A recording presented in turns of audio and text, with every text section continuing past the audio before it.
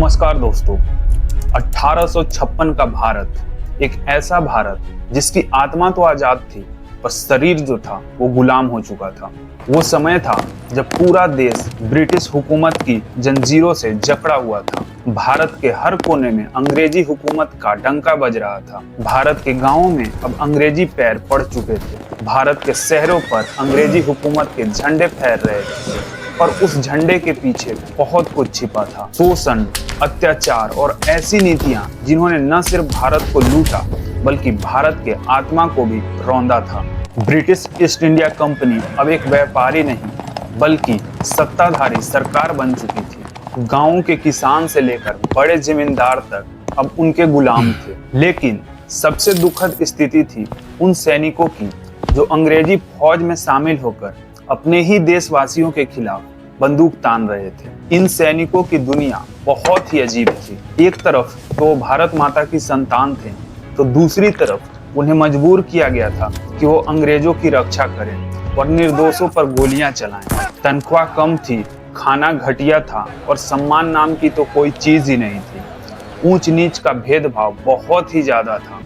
अंग्रेजी सिपाहियों को टेबल और मेज पे खाना दिया जाता था, वहीं भारतीय सिपाहियों को मजबूर किया जाता था कि वो जमीन पे बैठ के खाना खाएं। उसके बाद उन्हें अपनी ही जाति, अपनी ही धर्म के लोगों पर लाठियां चलाने, गोलियां चलाने को मजबूर किया जाता था। तब सैनिकों को इस वर्दी में गर्व नहीं, एक घुटन महसूस होती थी। अभी ये जुल्म कम नहीं हुआ था कि अंग्रेजों ने 1856 के अंत में एक और नया आदेश जारी कर दिया। इनफील्ड राइफल P53 नाम की जो नई बंदूक है अब वो फौज में इस्तेमाल होगी। ये राइफल पहले की राइफल के तुलना में अलग थी। इस राइफल में गोलियां भरने से पहले उस कारतूस को अपने मुंह से खोलना पड़ता था, यानी सिपाहियों को उन कारतूसों को अपने दांतों से काटना होता था। बात यहाँ तक ठीक थी पर इन सिपाहियों के कानों तक जो बात पहुंची वो इनको अंदर से झकझोर दिया। सिपाहियों के कानों तक ये बात पहुंची कि इन कारतूसों में गाय और सुअर के चर्बी लगे हुए हैं। हिंदू धर्म में गाय पूजनीय मानी जाती है, वहीं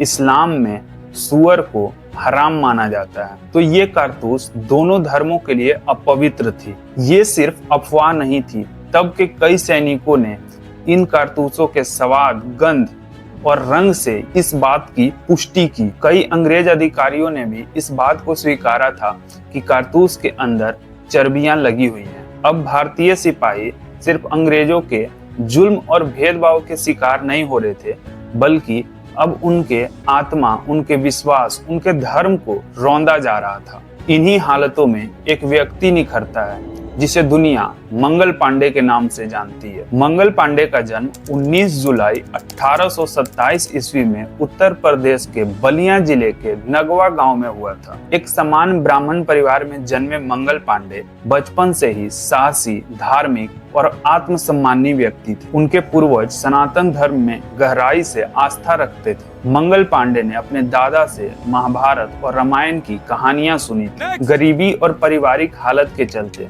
मंगल पांडे ने ईस्ट इंडिया कंपनी की बंगाल इन्फेंट्री की 34वें बटालियन को ज्वाइन कर लिया। वहां उन्हें 7 रुपए तनख्वाह मिलती थी, जो कि अंग्रेज अधिकारियों के तुलना में बहुत कम था। पर मंगल पांडे ने कभी उस नौकरी को एक अवसर के तरह नहीं देखा। वो जानते थे कि ये नौकरी उन्हें अपमान और विरोधाभास के तरफ ले जा रही है। अब कारतूस में चर्बी वाली बात जोर पकड़ ली थी। सिपाही अंदर ही अंदर इस चीज को लेकर बहुत ही गुस्से में थे। 29 मार्च 1857 की दोपहर कोलकाता के नजदीक बैरकपुर छावनी में तैनात मंगल पांडे के बटालियन में हलचल थी। मंगल पांडे ने अपनी वर्दी पहनी, उनकी आंखों में आग थी जो किसी दूसरे सिपाहियों के तुलना में बहुत अधिक थी। दोपहर के समय मंगल पांडे ने अपने साथियों के सामने अपना इरादा जाहिर किया कि वो अब अंग्रेजी हुकूमत के खिलाफ खड़े होंगे। अब वो अंग्रेजी हुकूमत के लिए अपने हथियार नहीं उठाएंगे। पर फिर उन्होंने इनफील्ड राइफल उठाई, वो भी आखिरी बार। पर इस बार अंग्रेजों के लिए नहीं बल्कि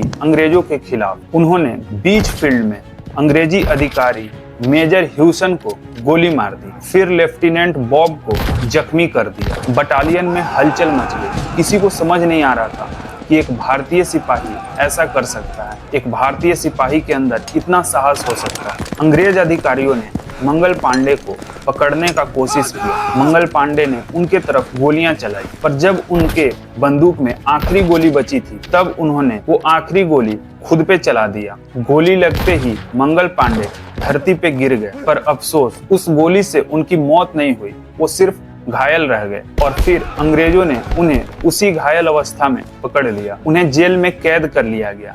अब उनके ऊपर मुकदमे हुए। मंगल पांडे बिना डरे जज के सामने अपने विचारों को रखे। उन्होंने साफ कहा कि हम गुलाम नहीं हैं, अंग्रेज सरकार हमारी आस्था को न रौंद दे। उनकी बहादुरी से अंग्रेज अफसर भी दंग थे, पर हुकूमत को एक मिसाल पेश करनी थी।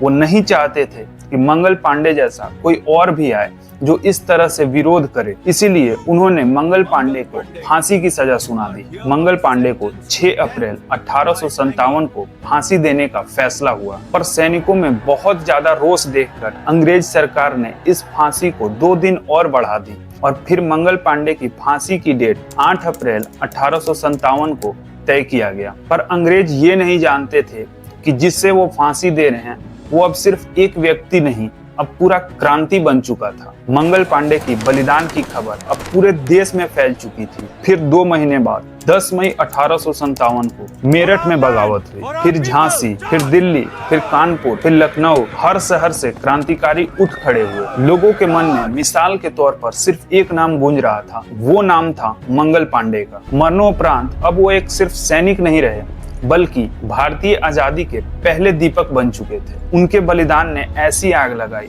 जो अंग्रेज सरकार की नींव हिला दी। आज हम आजाद हैं और तिरंगा लहराते हैं, पर उस तिरंगे के लिए बलिदान होने वाला पहला व्यक्ति मंगल पांडे थे। मंगल पांडे ने भारत की आजादी के लिए वो पहली गोली नहीं चलाई थी।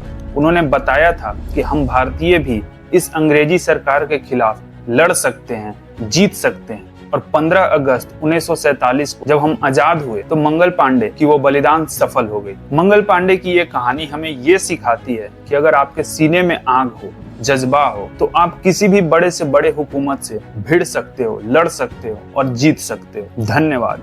जय हिंद, जय भारत।